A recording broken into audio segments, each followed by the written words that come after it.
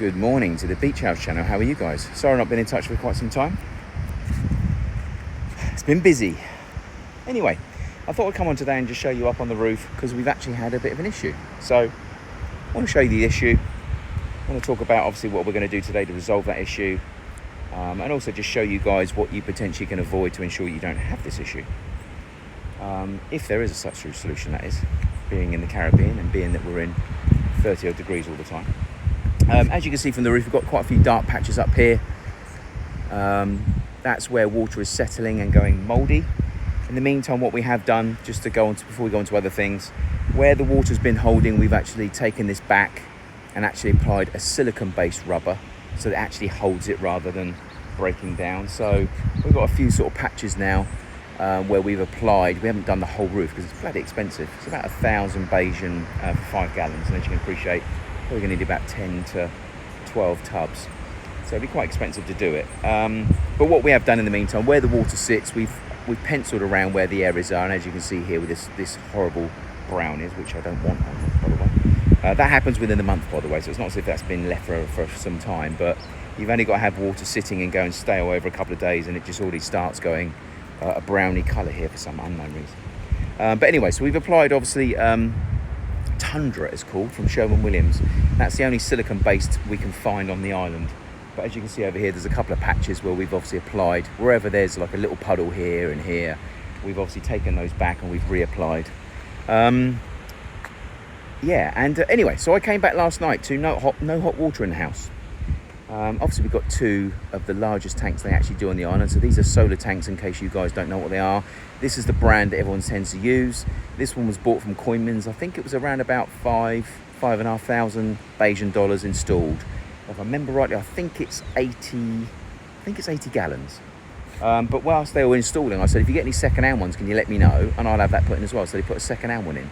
They did charge me quite a bit of money for the second-hand one, which I was a bit disappointed with. But, you know, it saved me money. So we basically got 100 and... with the tanks obviously downstairs as well. Here we've got obviously 160 gallons. Downstairs we've got another 40 gallons. And then we did have some reserves over the road. But anyway, they've basically connected them in tandem, which makes sense. But obviously if one goes, they both go. So this one here is fed first. That heats up first. It then comes into this unit, which heats it as well at the same time. Then it comes out one pipe that comes all the way down the roof, which for some unknown reason is laid on my roof with no insulation, which I find very strange, and I'm sure can't be the case, shouldn't be the case. It's also 1/2 inch rather than 3/4 inch, and it's plastic rather than copper, which I just find really strange. And that brings me on to the problem I've actually had. So, no hot water. Came here last night, and as you can see, we've got a busted joint here. In fact, let me spin it around so I can show you. Came here last night, and this, which is the elbow that was actually meant to be connected to here, has broken off. As you can see, this was over here on the floor, and I just had water pouring on the floor. So I don't know, obviously 160 gallons of hot water's emptied onto the floor, number one, and number two, I've had cold water bursting out onto the floor for, I don't know, it could have been an hour, could have been half a day, could have been a whole day for all I know. So anyway, we obviously got a 3/4 to 3/4 to 3/4, and then you've got all these reducers on here, which is crazy, and then you've got a valve here. This is really essential. If this gets mega hot, which it bloody does, this has to release to one, release the pressure, otherwise these pipes burst. So it could be an issue, one of these, for all I know. I don't know. They've only put in a 1.5 years ago, so they should be okay, but you've got to make sure that these are working, and I don't know how to actually do that. You should be able to just pull that and it should go make a, you know, if there's pressure under it, it should make a noise, which it's not. So I don't know if you're meant to pull it out or in. But anyway, when the pressure gets too much, this can actually blow like a whistle and just let the water out and releases the pressure from the actual unit and all the pipe work. As you can see, this one is 3/4 down into 1/2 inch. Then it goes into this little, I've been rude, this very fragile looking, pathetic 1/2 inch. So I don't quite know why. All of this is 3/4. This is all 3/4. But the guys who've installed it have used 1/2 inch all the way around and tandem into each other.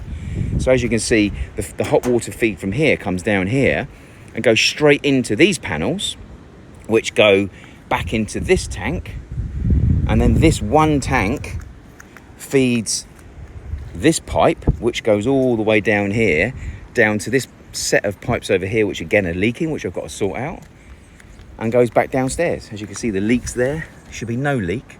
So we have a leak here. So we've got what in effect is 3/4 inch coming up from downstairs, both on the hot and the cold. Hot and the cold. And then they reduce them all the way down into this stupid bloody 1/2 inch. So I've got no idea why they're doing it. And on top of that, it's not covered with any insulation, which means it's in the blazing hot. And it's also blazing hot water as well. So I've got, I don't know what the temperature is. You know, you've got at least 30 to 40 degree water coming out into a plastic pipe being cooked by the current bun.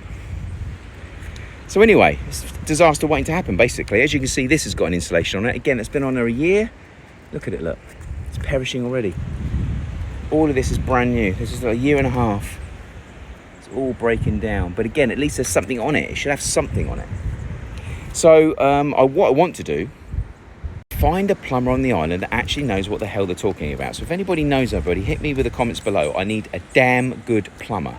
Ideally, what I want to try and do, after I've repaired this today and got ourselves back on the hot water front, is to rip out all of the plastic pipework and replace it with copper. That's what I prefer to do. Obviously, it's going to be expensive. I think in Coinmas today, I think it was about 75 Bayesian dollars for a 10-foot length. So we're 10 foot there times 2. We're 10 foot there times 2. And probably another 10 foot there times 2. So we're gonna need at least 6 lengths of copper minimum just to do the run from those 2 pipes in the corner to these 2 units. Obviously, we're gonna have to connect into plastic, go back down again. But I would have thought copper would be a lot better to withstand the elements and the heat than plastic would be. And worst case, then I would have thought that they would use 3/4 inch pipework here. So you know, we actually have, as I showed you, we have a 3/4 pipe coming out of the unit going into a 3/4 elbow. So why go 3/4 down into 1/2 inch? Just doesn't make any sense. So I would have run 3/4 inch from here down to the floor and along. That would give it more pressure. Now don't get me wrong, the thinner it is, sometimes the greater the pressure. That might be one of their madness thought patterns behind it, but I would run 3/4. Bear in mind 3/4 is coming out of the floor and 3/4 is here. Why would you not run 3/4 to it? So today what I'm going to do is I'm going to focus on just getting this repaired so we've got hot water back in the house again. But then I need a damn good plumber to come out and advise me, even if it's just advice on what to do. I don't mind ripping it out and doing it myself. If it has to be done myself, I don't mind doing it. But number one, I'd expect to see it in some form of insulation.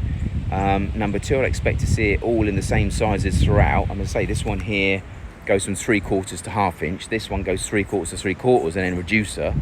It just seems that they've grabbed whatever they've got in the van and just done a half-hearted job. So again, I'm going to repair what's there. I'm just literally going to get this fragile looking elbow replaced.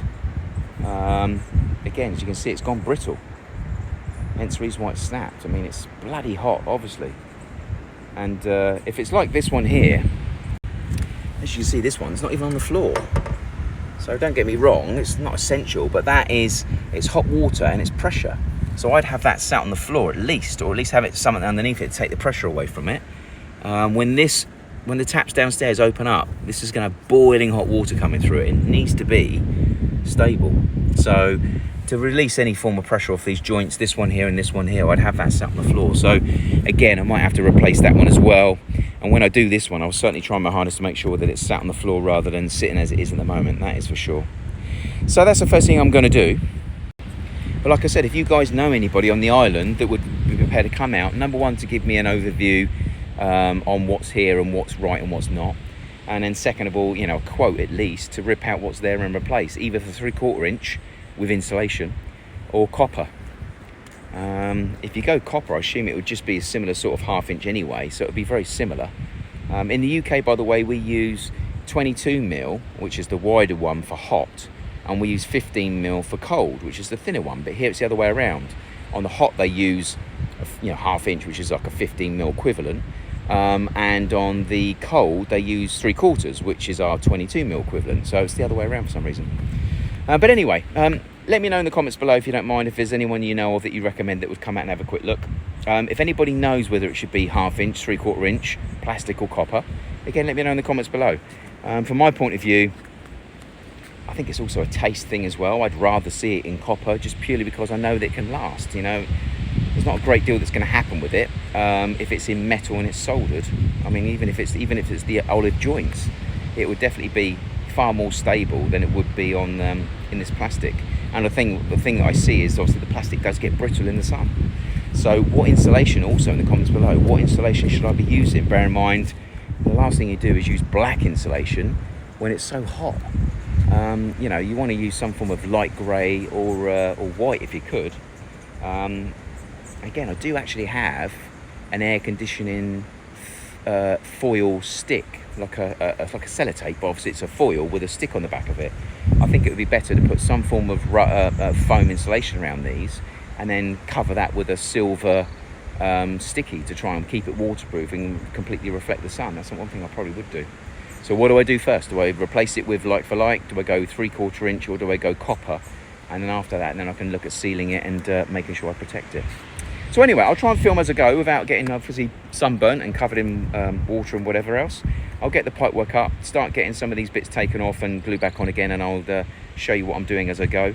Anything you see that I'm doing wrong, feel free to hit me in the comments below and tell me how crap I am. But yeah, hopefully we can all learn today and we can get some hot water back in the house. So nice to see you all again. Check in soon. Okay, so we're in the little trusty garage, well, the little trusty workbench. Let me give you a quick spin around after I've cleaned the camera so you can actually see what the hell's going on. Okay, sorry about that. So obviously what we've done today, we've gone and bought a load of bits just in case. I mean, I always keep stock anyway, which apparently on the hot water front, we have hardly any stock. So one thing I'm going to be doing at the moment is I'm going to be replacing that piece that came out the side of the solar tank. As you can see, this is 3/4 to 3/4. Then it goes into 1/2 inch. So the other one that's in there at the moment, I bought a few just in case. So this is 3/4, 3/4, 3/4. That's what's in there at the moment. And as a result of that, they're having to go from one of these, which is a reducer. Then they're having to put another one of these reducers into that. And then they're having to go down again. So I'm just going to replace, I'm going to take it off and redo it anyway. And I'm going to replace it with one that goes straight into 1/2 inch, which means we'll need one of these, which goes straight into the base of that. And the pipe will go straight into that. So it's just reducing any other connections. There's no point in having one of those and one of those in there when I can just change it and put one of these in. Plus I can literally lubricate this up with a bit of grease and just make sure that it's protected. On the one up there that's been there 1.5 years, I couldn't even wipe the side and see what that said, to know what the size was. I could see roughly that it was 3/4, but I couldn't even see the actual the symbols on the side, which you can see are quite large. So yeah, always cover things like metal in grease, that's for sure.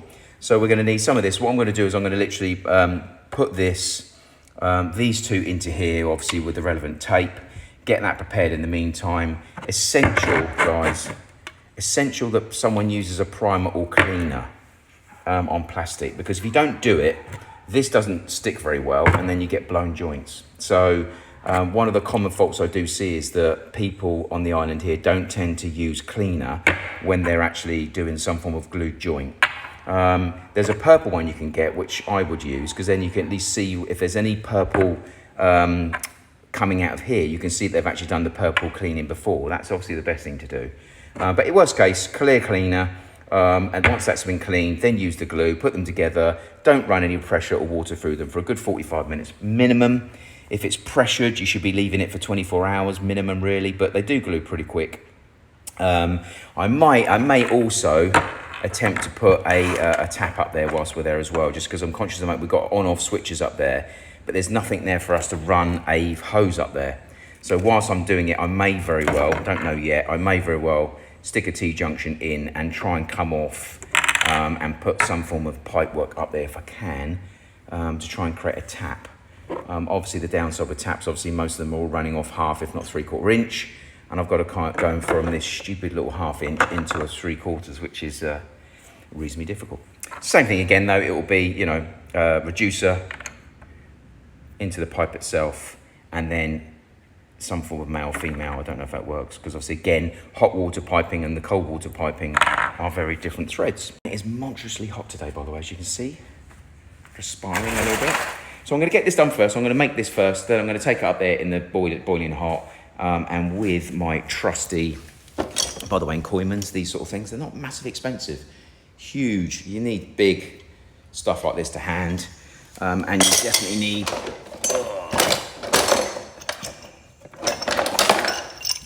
the likes of these. You definitely need the likes of these. So you can cut the pipe to size. I always think it's great to go up there prepared. So as you can see down here, just getting the tools ready to take up, along with the parts as well. And then hopefully I won't have to keep going up and down the Bayesian ladder. So anyway, I'll update you in a minute. I'll get this obviously connected up, take it upstairs, disconnect, reconnect, and then start preparing the pipe work and try and film it as I'm going. Bear in mind, I'm on my own, and all I've got is an iPhone. Thank you. Okay, so we've already run into our first problem. First problem being at the moment the T-junction, the 3/4 inch T-junction at the moment, rather than undoing, is actually undoing the inside piece it's connected to. So that's causing me a little bit of a teething problem, so I'll show you that in a second. In the meantime, we had actually done this one downstairs. So this one is now ready to go in. As you can see, it's 3/4, one end going down into 1/2 inch. I've in the meantime taken the valve off. Oh, leaking everywhere. That's the valve. As you can see on the left-hand side there, might be right-hand side for you on the TV. Basically, that yellow spike looks like a fishing float. Pushes through, and on a spring inside the hole there, as you can just about see, releases the pressure. So I've just lubricated that up and got that moving. It seems to be okay, so that looks all right. Let me spin you around. So as you can see on here, this is unfortunately spinning the whole thing. So I've taken the valve out the end to obviously get that lubricated up, which obviously I've just shown you. And in the meantime, I've started off by taking what in effect was a 3/4 inch reducer that goes into a 1/2 inch reducer where the pipe broke, and I've taken that out. So worst case scenario, I can now replace it with another like for like. But in an ideal world, I'd rather go down to obviously the inch we need to be at. This is moving quite easily as well, so I'm just very mindful at the moment. How tight should it actually be, you know? It should be tight, so there's no leaking. If it's moving, then it might cause me another problem if I don't actually remove it. But these tanks are completely riveted on the side. You can't get into here, so I can't see what's on the other side. All I can do is hope that it doesn't actually leak if I put it all back together again. On this side, I probably will take this off as well and just lubricate that up just to make sure that's all okay. But again, like the other one, it's meant to pull right out. As you can see there, look. It's letting some water out, but it is very stiff. Shouldn't be that stiff. But anyway, I'll probably get that lubricated up in a minute and get it sprayed with oil and then cover it in grease just to make sure. That might be a little plate I might better get behind. A little spray in there won't hurt, that's for sure. Yeah, so that's where I am so far. So a little bit of a teething problem so far, in as much as I wanted to go down the route of just having one connector into a pipe, and it looks like I might have to put a reducer in there and stick with the original item that was in there. The downside is that is loose inside. I'm not too sure how loose it actually is. I don't think it's going to leak, but again, until it's under pressure, you won't know. So anyway, I go downstairs and get the other bits I didn't think I was going to need, come back up there and potentially go with that. But I will in the meantime try and see if I can get this tightened up. Not too sure that's probably going to be the best thing to do, but we'll see. Wish me luck. Okay, next stage. Looks like we're going to have to leave the actual the 3/4 T in where it is. So we've now put the adapter in, and we're now in the midst of cutting some pipe. So just show you some of the tools. Wipe the sweat from my eye. So in order to proceed with this bit, obviously you can have hacksaw, it's always handy to have, but these are the best things to do. They're pipe cutters. You just literally keep winding, and it just cuts the pipe. So you just measure the pipe. So we've done 58.5 from the floor and cut it straight in half. It also saves the spurs, etc. We put the 3/4 thread in, and obviously we've got hot water coming out of here. So my only concern at the moment is we're looking, because we can't remove this, we can't put this in pre-done. So I've glued the actual reducer in there now, but obviously I'm very mindful, although I'm trying to put cleaner in there, the cleaner is being wiped out by hot water. And it's going to do the same with the pipe when I put the pipe up there as well. So I'm a little bit concerned at the moment that the hot water is actually running at the same time and I can't get it to stop. At this present time, we are completely off at the mains. I've tried that twice. So unless this is actually breaking down as well, it's completely off. The cold water feed is off as well. The only way to get water out of these 2 cylinders now to stop it doing it, obviously, is to let water out, which I've just done. But it's still carrying on dripping, so I will try it again, if you see what I mean. So the cold water feed to both of them is actually off, so that can't work. But at the moment, I can turn that on, and it will let out what in effect should be hot water. Now you'd hope that that would let the level down, that would stop it doing it, but it doesn't work. So unless I have to do it for a little bit longer, I'm not too sure. Anyway, comments below. Obviously, by the time that you see the video, I probably would have done it anyway and gone through some pain.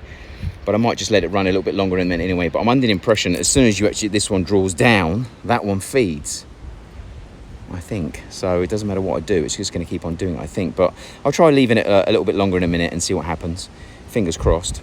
Stop dripping. I'm covering the camera, because obviously if it doesn't stop dripping, then obviously as I'm cleaning and gluing, it's just wiping it away. So it's certainly not going to give it the best connection that it needs, that's for sure. So wish me luck. I'll drain a little bit out, leave it running for sort of 20-30 seconds and see if that actually stops it. Fingers crossed it does. Okay, so we're about 40 minutes later. Unfortunately, we've had to put in what came out. So the faulty products that we've actually meant to be replacing, with the faults that they actually have, I've had to go back in again. So I've got no hot water 1/2-inch elbows. Koyman's had none in, and on Sundays Koyman's is the only real place open. So I've had to get the L shape that was blown out. I've had to cut the tops off and trim those to ensure the ends are okay. The elbow that blew out, which is the one on the floor, doesn't seem to have been glued in very deep, and I can't get it back in again as well. So it's back in as it was, which is, rather than being about 1/2 inch in, it's over 1/4 of an inch, but it's not in as far as it should do. So this obviously will get us hot water, but at the same time we're going to have to rip out the whole thing and replace. And like I said right at the very beginning of the video, I think worst case scenario, I'll be replacing the whole thing with 3/4 inch. It's thicker, it's more stable, it's certainly better for pressure. Because of the thickness, it should be better to withstand the heat elements from a brittle point of view. And if I can then obviously put them into some form of foam sleeving, and then put a reflective stick over the top. Like I told you, the air conditioning, when they make the actual, they cut up the insulated ductwork for air conditioning, they use like a silver foil tape, and it's bloody sticky. I bought a few rolls in from that a couple of years back, so I've got some of those downstairs. So again, it might be worth it laying it on the floor, laying the pipes on top of it, then another layer over the top, and sealing the whole thing together. One, it will seal the pipes. 2, it'll insulate, and 2, it will reflect the sun. I think that's probably the only thing we can do. That's if we use plastic. Copper would be the preference. Obviously, I know you've got the the corrosion point of view, where it goes green, and sometimes the welds do get a bit compromised, but I think that would be the best bet. The most expensive, but long term the safest. So let me quickly show you around pretty much what I've done. It looks now pretty much like the other one, which needs to be rectified. So as I said, this one here, the elbow's off the floor. It shouldn't be. It should be on the floor, so there's no stress on that elbow. It's obviously causing a little bit of stress on that elbow, certainly when it gets hot, and then there's pressure coming through. And these are quite pressurized because of the heat. This valve, I haven't taken any of this off. I don't want to go upsetting this with a lack of parts. But I have actually lubricated up this valve, which is nice now. It was very stiff before. So again, anybody that has these units, which I think is 99% of Barbados, you need to get up on your roof monthly, lubricate that, and get that working. If it overheats, which it will, and this can't do its job, everything pipework wise is under pressure. Now, some of you may only have one hot water pipe going down the side of the house, feeding the house. And if it blows, you've got hot water spilling into your garden, which is not ideal, and it doesn't cost you any money, obviously. But where I'm concerned, ours goes along this roof, and as soon as it gets to there, it goes down into our cavities.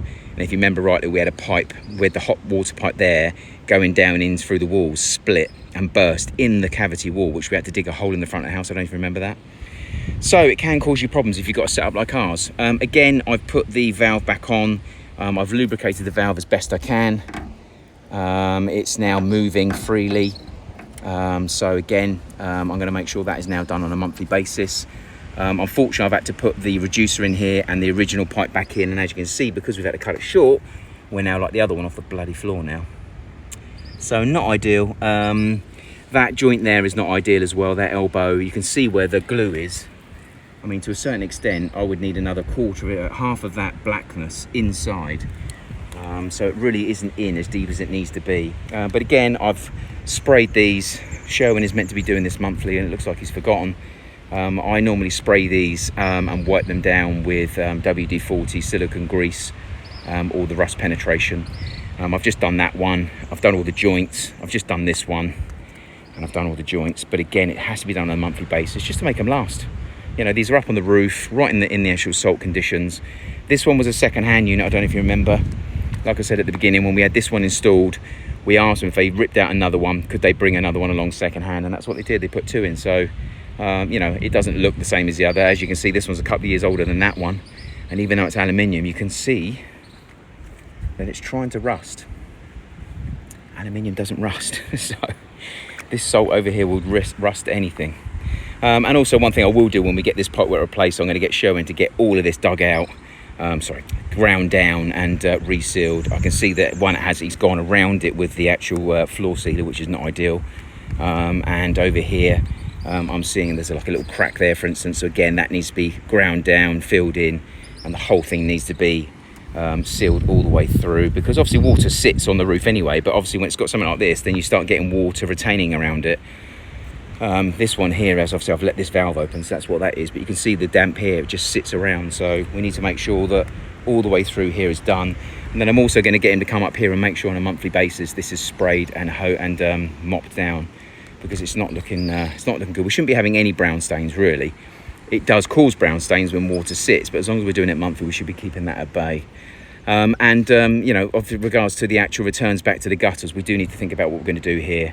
It might be worth actually doing some form of return here over to this one, because at the moment what happens is water tends to sit here as well, and then it works its way over here, and it doesn't actually connect in. So it might be worth just taking a little bit of a valley from there to there, which is I don't want to do, but it does need to have a run away just in case we do have a water leak. Last night when I came up on the roof, this was all flooded. This is all flooded. So it's run away now, but as you can see, we're still sitting over here. We needed some goldfish. I don't want to come on and just report about a negative, but it is an issue I've had. Hopefully I can pass that information on to you guys so you can say, don't want that. So you can get up there now and start lubricating your valves. Get out there and lubricate your valves. And at the same time, check your pipework. You know, if you've got plastic up there and it's in the sun, it is getting brittle, believe it or not. With these tanks, they get bloody hot. If the valve's not working, you get a lot of pressure, and then you get what I've had, which is technically a shattered plastic.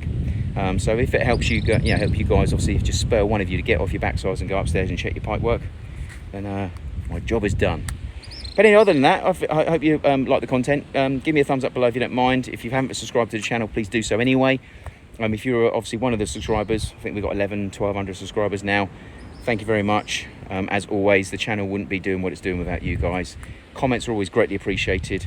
And just let me know in the comments below if this information isn't good and it's helped any of you from having a flooded roof or a loss of water for the day. Other than that, I'll check out for now. Nice to see you all, and I will see you next time.